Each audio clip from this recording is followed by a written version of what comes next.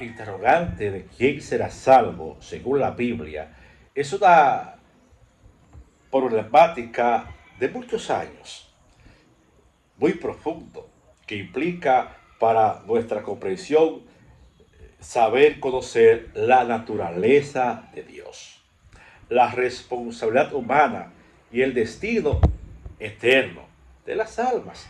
La Biblia proporciona una perspectiva amplia y matizada sobre la salvación, abarcando la gracia soberana de Dios, la necesidad de la fe y el poder transformador del Espíritu. La totalidad de la oferta de la salvación de Dios para el hombre tiene varios matices que tenemos que ir profundamente en pos de ella. Claramente que la única fuente que nos puede proporcionar la verdad es la Biblia, que es su palabra consagrada. En primer lugar, es importante reconocer que la Biblia presenta la salvación como un regalo ofrecido a toda la humanidad. En Juan 3:16 es quizás el versículo más conocido que ha presentado a nivel universal. Dice Juan 3:16: porque tanto amó Dios al mundo que dio a su Hijo unigénito para que todo aquel que le crea no se pierda, sino que tenga vida eterna. Este versículo subraya el amor de Dios por todo el mundo, por toda la humanidad, y su deseo de que todos lleguen a un conocimiento de Salvador, que es Jesucristo. Conocer la naturaleza de Dios nos lleva al conocimiento de su amor por su creación, y conocer el sentimiento de Dios por su creación obviamente nos dará como resultado el por qué Él entrega a su Hijo para rescatar lo que Él ya había creado y se había perdido por el pecado. El apóstol Pablo nos habla claramente de este concepto y también nos ayuda a conocer la naturaleza de ese Dios desprendido de sí mismo por rescate de lo ya creado, el hombre y la mujer. Pablo hace eco de este sentimiento en la primera carta dirigida a Timoteo, en el capítulo 2 y los versículos 3 y 4, donde escribe: esto es bueno y agradable a Dios nuestro Salvador, que quiere que todos los hombres sean salvos y lleguen al conocimiento de la verdad. De manera similar también el apóstol Pedro en su segunda epístola, del capítulo 13, versículo 9, nos dice lo siguiente: el Señor no tarda en cumplir su promesa, como algunos entienden la tardanza, más bien tiene paciencia con ustedes, no queriendo que nadie perezca, sino que todos lleguen al arrepentimiento. Es importante aquí darnos cuenta cuál es la naturaleza de Dios, cómo Dios inspira a Pablo, a Pedro, para unir ese hermoso versículo de Juan 3:16, de esa universalidad, de esa oferta general de la salvación para toda la humanidad. Dios no quiere que ni uno solo se pierda, pero también quiere que todos lleguemos al conocimiento de la verdad, porque dice la palabra: conoceréis la verdad y la verdad os hará libre. El elemento cumbre y más esencial para nosotros poder entender quiénes seremos salvos y cómo llegar a la seguridad y a la plenitud de la tranquilidad de saber que lo que estamos haciendo es el elemento correcto para llegar a esa salvación tan deseada por toda la humanidad. Dice que la salvación viene por fe, y aunque la oferta de salvación de Dios es universal, la Biblia también deja claro que la salvación se accede a través de la fe en Jesucristo. Tú no te puedes salvar si no crees en aquel que vino a salvarte. Tú no puedes creer que la humanidad será salvada por el sacrificio de un hombre si tú no has podido creer en ese hombre que vino a sacrificarse por ti y por toda la humanidad. En Juan capítulo 14, versículo 6, Jesús mismo declara: yo soy el camino, la verdad y la vida. Nadie viene al Padre si no es por mí. Nadie viene al Padre si no es por mí. Esta exclusividad se enfatiza aún más en el libro de los Hechos de los Apóstoles, del capítulo 4, el versículo 12, donde Pedro proclama: en ninguno otro hay salvación, porque no hay otro nombre bajo el cielo dado a los hombres por el cual debemos ser salvos. Hay uno, hay un solo camino, que es Jesucristo. Claramente que la salvación está estrictamente ligada en la fe en Jesucristo, en creer que Él es el Hijo de Dios, en creer que Él vino a la tierra, en creer que se hizo cordero y fue crucificado, y allí en la cruz de Gólgota, en el Calvario, Él derramó su sangre preciosa para redimir y lavar todos los pecados de la humanidad, y que por vía de hecho y por consecuencia fue sepultado, y que al tercer día resucitó venciendo la muerte, y de esa manera entonces pagando todo el precio de la ley, todo el precio de pecado, y allí en la cruz clavó todas las obras para que a partir de ese instante nuestra salvación dependiera de Él y exclusivamente de Él. Hemos hablado de que la salvación tiene como base la fe en Jesucristo, como ya hemos citado en varios textos bíblicos que nos confirman que la salvación viene por la fe en Jesucristo. Veamos a ver qué papel juega el arrepentimiento. En un componente integral de la fe salvadora, que es el arrepentimiento implica un cambio de mente y de corazón. No puede ser que yo, teniendo fe, llegue al arrepentimiento y continúe siendo la misma persona pecaminosa. El arrepentimiento nos lleva a un cambio de mente, a un cambio de corazón. Por eso David le pedía encarecidamente al Señor: cambia mi corazón, renueva mi corazón. Y así también le dijo él al pueblo de Israel: quitaré de ti ese corazón de piedra y pondré un corazón de carne, y en ese corazón de carne yo escribiré mis estatutos para que sean cumplidos. Así, en este tiempo, el Señor quiere un arrepentimiento genuino, un arrepentimiento integral que vaya de mano con la fe. En ese que yo creo, y por ese me arrepiento, entendiendo que Él es el camino para mi salvación. En el Evangelio de Mateo, del capítulo 4 y el versículo 17, nos dice lo siguiente: desde entonces comenzó Jesús a predicar: arrepiéntanse, porque el reino de los cielos está cerca. Desde el inicio del caminar de Jesús por esta tierra, durante los años que tuvo dándose a conocer a través de la palabra y dando testimonio de que Él era el Hijo del Dios viviente, su gran y primer discurso fue llamarnos al arrepentimiento, llamarnos a que tenemos que hacer un cambio de mente, hacer un cambio de corazón, porque la fe estática se queda ahí, muerta.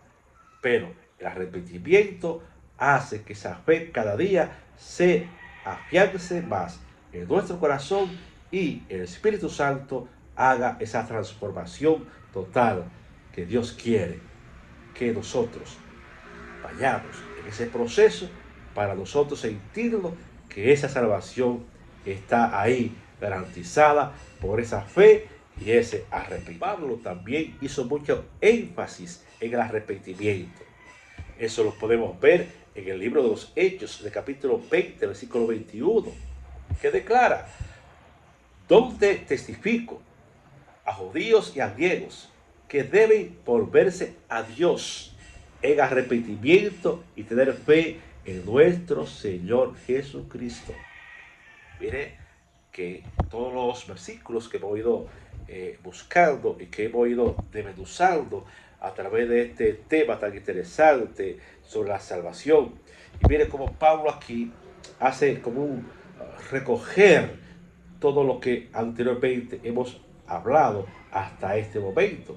Y les repito, Hechos 20, capítulo 21, a judíos y a griegos que deben volverse a Dios en arrepentimiento y tener fe en nuestro Señor Jesús, en aquel que es el instrumento para nuestra salvación. Jesús es el instrumento que Dios Padre puso a toda la humanidad para que pudiéramos alcanzar esa preciosa salvación.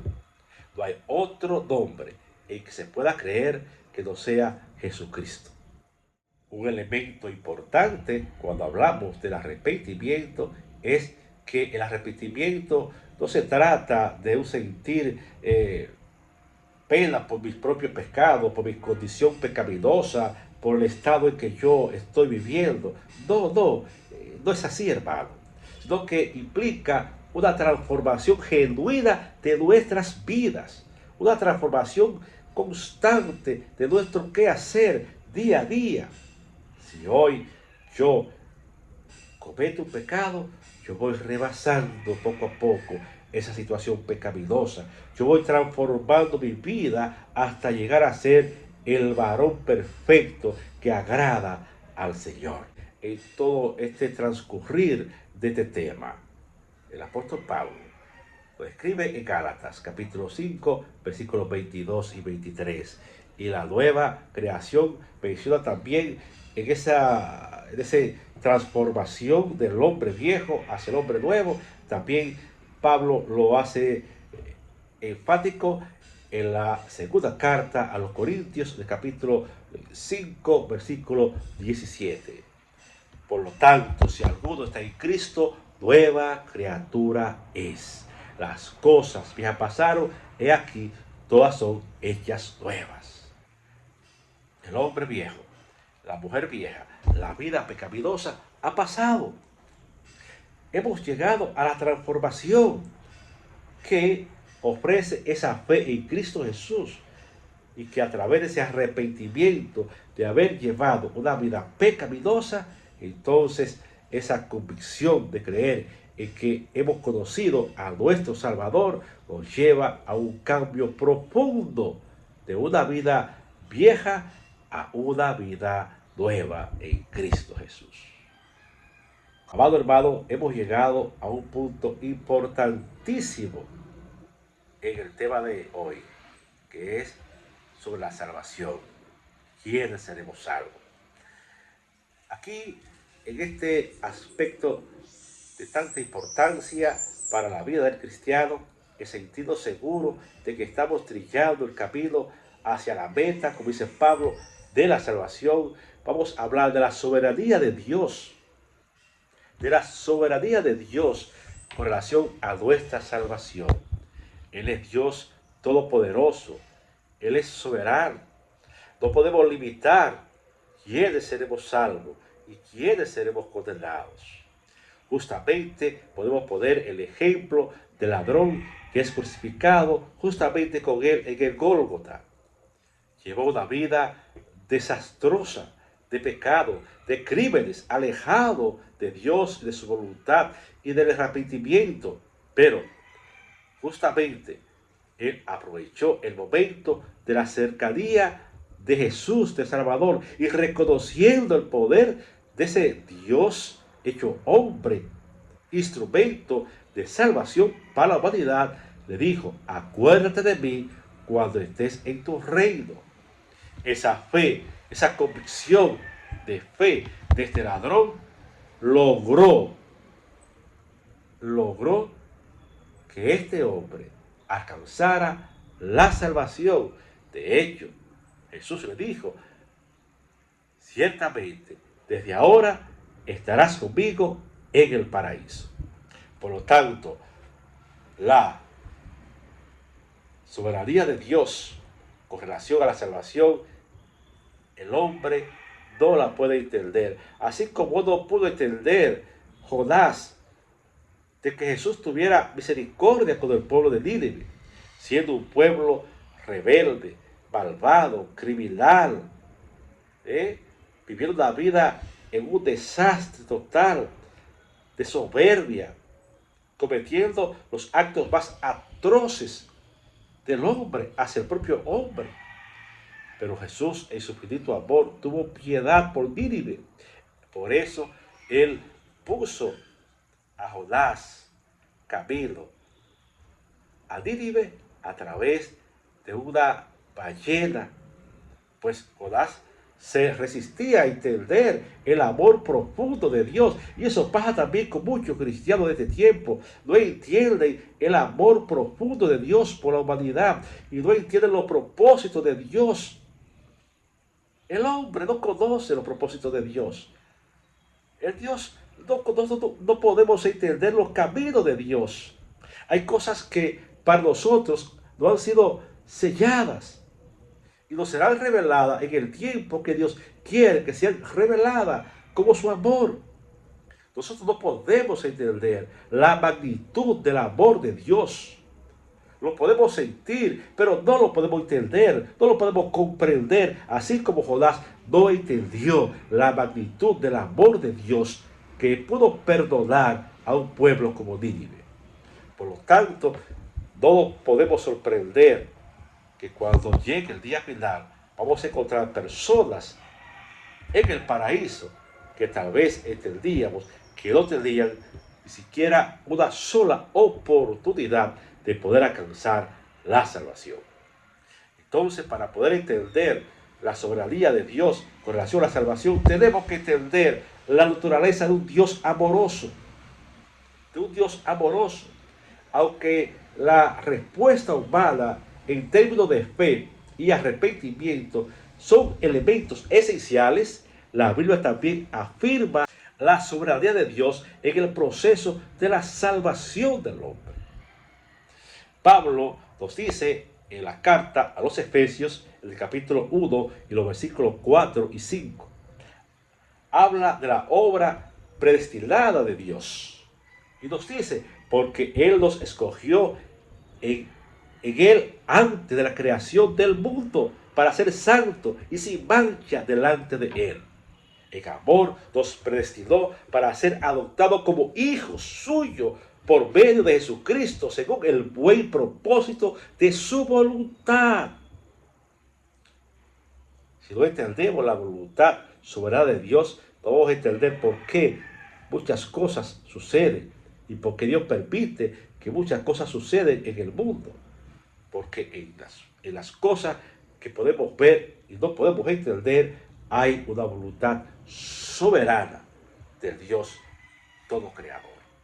Pablo nos habla también en el capítulo 8, versículos 29 al 30.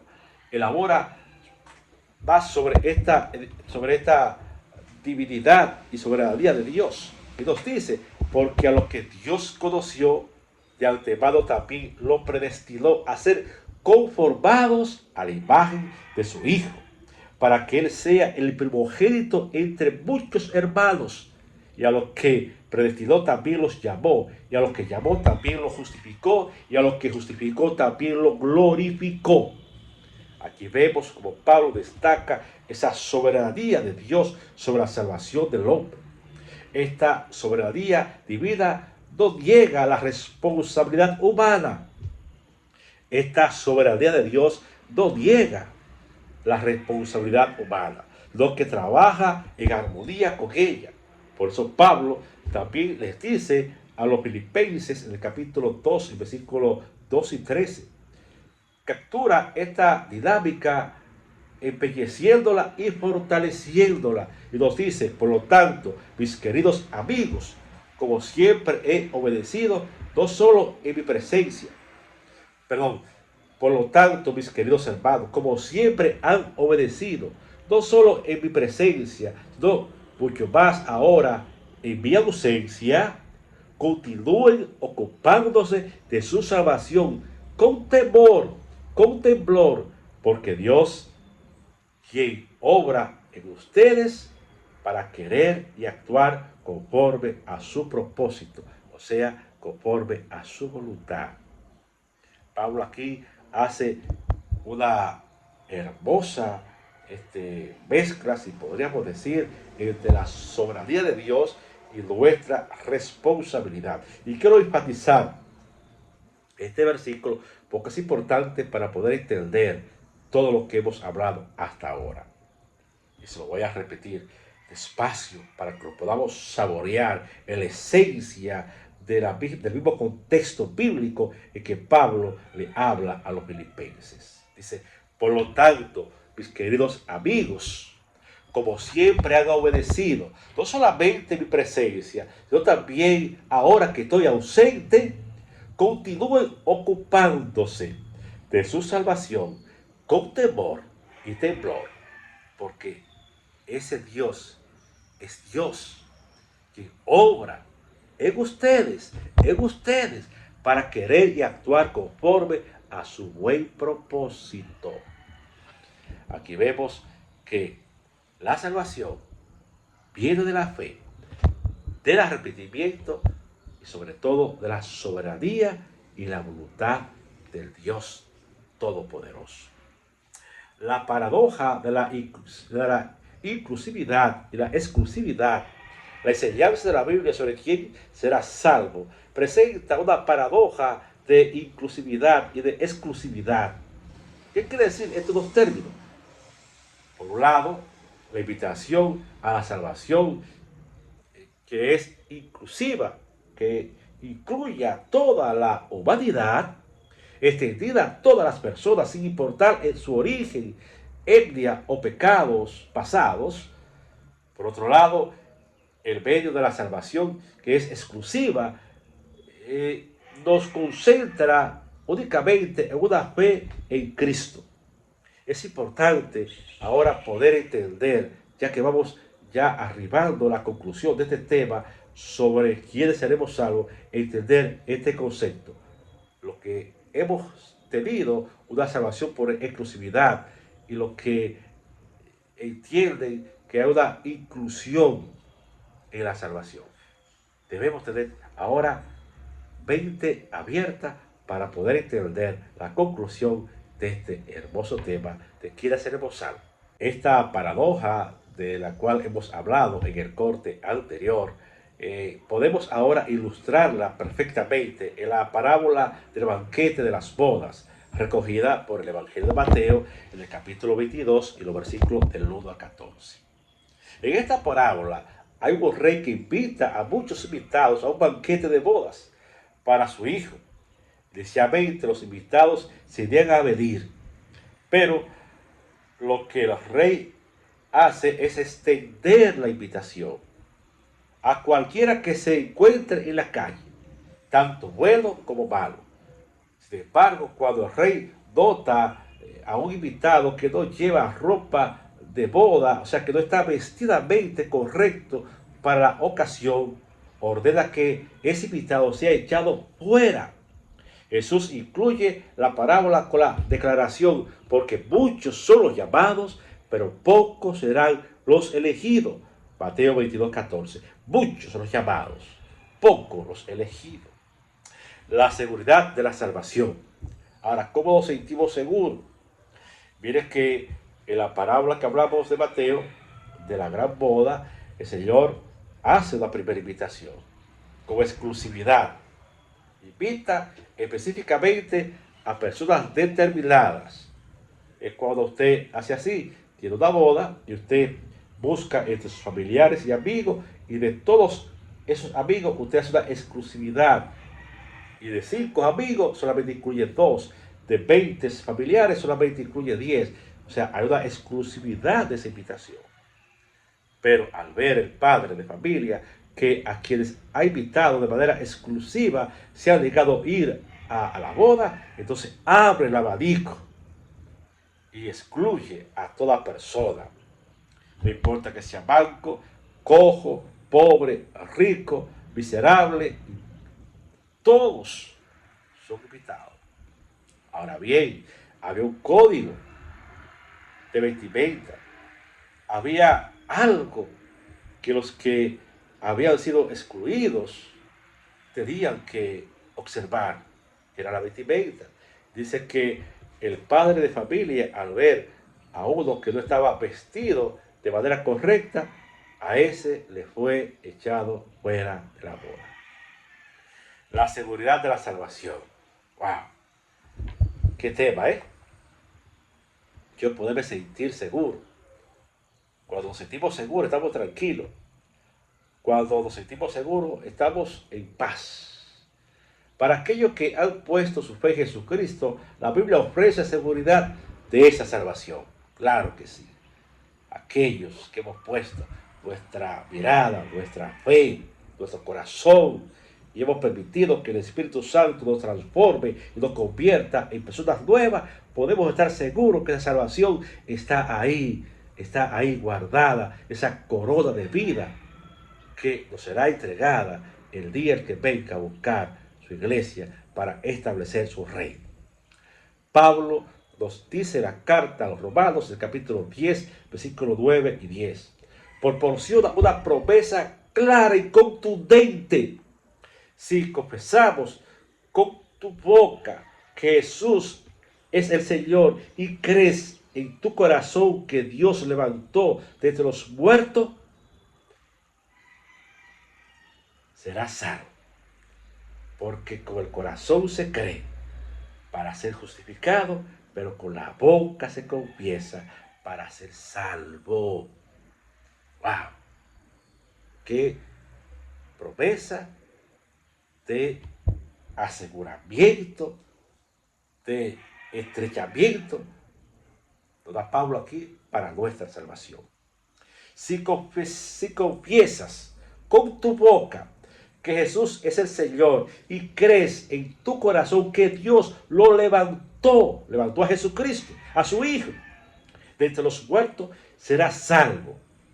Porque con el corazón se cree para ser justificados, pero con la boca se confiesa para ser salvo.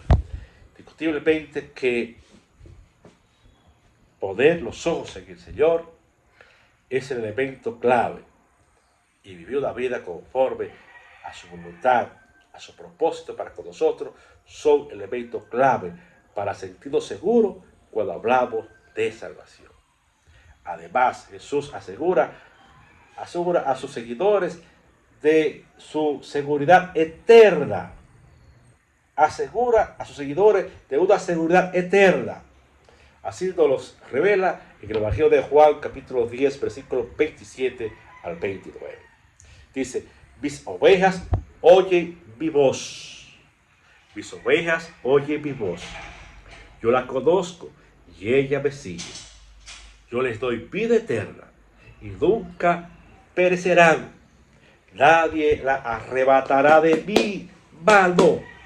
Mi Padre que me la ha dado es mayor que todos y nadie puede arrebatarla de la mano de mi Padre. Yo creo que alguien debió decir amén. Esta seguridad de que lo que hemos confiado, de lo que hemos tenido fe, de lo que hemos pasado por el proceso de cristalizar nuestras almas bajo el arrepentimiento y hemos mantenido firme nuestra fe en Jesucristo, dice que hemos sido puestos por el Padre Celestial en la mano del Hijo y que nadie podrá arrebatarla porque nadie es más grande y más poderoso que el Padre. Por lo tanto, nadie podrá arrebatarla. Ahora, hemos llegado al juicio final. Hemos llegado al momento cumbre. ¿Qué pasará con nosotros el día final? La Biblia enseña que habla de un juicio final, del día en que todos seremos juzgados y que estaremos ante la presencia del Señor. Sí, ante la presencia del Señor. Y seremos juzgados por distintas cosas que hayamos hecho, lo bueno y lo malo, sobre todo lo bueno y lo malo. Apocalipsis nos dice del capítulo 20 y los versículos 11 y 15. Describe el gran juicio del tribunal blanco, del gran trono blanco, como dice específicamente, donde los muertos son juzgados según lo que han hecho, como está registrado en los libros. Aquellos cuyos nombres no se encuentren escritos en el libro de la vida, inmediatamente serán arrojados al lago de fuego. Dice que aquí que los que no se encuentren en el libro de la vida serán arrojados al lago de fuego. Sin embargo, para aquellos que están en Cristo no hay condenación. Así nos los revela Pablo en la carta a los Romanos, capítulo 8, versículos del 1 al 2. Por lo tanto, ya no hay condenación para los que están en Cristo Jesús. Porque por medio de Cristo Jesús, la ley del Espíritu que da vida me ha liberado de toda ley del pecado y de la muerte. Qué hermoso, ¿eh? Porque por medio de Cristo Jesús, la ley del Espíritu que da vida me ha liberado de la ley del pecado y de la muerte. ¡Wow! Yo creo que alguien debe decir amén. En resumen, la Biblia enseña que la salvación es un regalo de la gracia de Dios. La Biblia enseña que la salvación es un regalo de la divinidad exclusiva de Dios, accesible para todos los que ponen su fe en Cristo Jesús y se arrepienten de sus pecados. El Espíritu Santo juega un papel vital en convencernos. Claro que sí. Regenera y sellar a los creyentes, mientras que la soberanía de Dios y la responsabilidad humana trabajan en conjunto. La seguridad de la salvación está prometida a aquellos que confían genuinamente en Cristo. El juicio final revelará los destinos eternos de todos, para que aquellos que en Cristo Jesús han guardado y han dormido en la promesa de esa vida eterna, la reciban. Que Dios te bendiga grandemente y que hoy tú que has confesado con tu corazón y has testificado con tu boca, el Señor te guarde eternamente para ese día en que seremos premiados con ese gran galardón de la vida eterna. Que Dios te bendiga.